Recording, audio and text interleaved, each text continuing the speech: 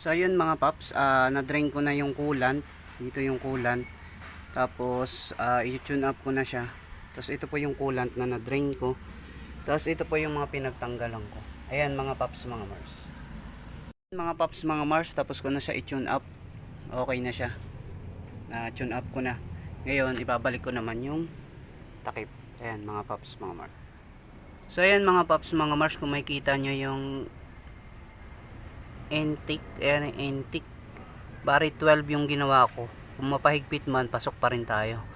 Dito naman sa exhaust 22 yung ginawa ko. Kung mapahigpit man, pasok pa rin tayo mga paps, mga Mars. So ayun mga paps, mga Mars, okay na.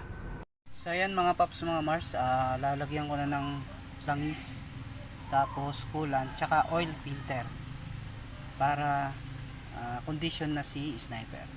Yun lang mga paps.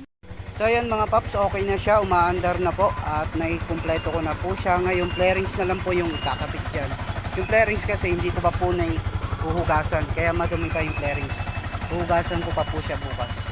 At wala naman po tayong check engine. So okay po siya mga paps, mga Mars.